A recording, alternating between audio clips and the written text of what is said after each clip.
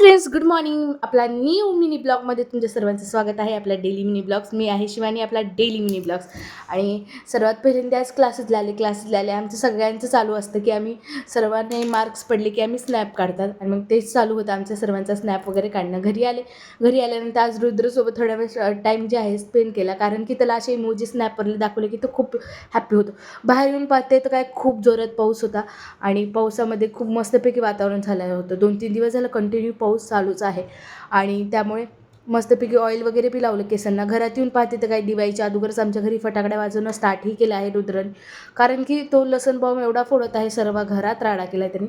आणि ह्यावेळेस दांडियाला मी कुठे जाऊही शकले नाही आणि गेलेही नाही, कारण की पाऊसही चालू होता आणि काही इंटरेस्टही मला ह्यावेळेस राहिला नाही दांडियाला जायचं, म्हणून कुठेच गेले नाही. मी घरीच आहे सध्या.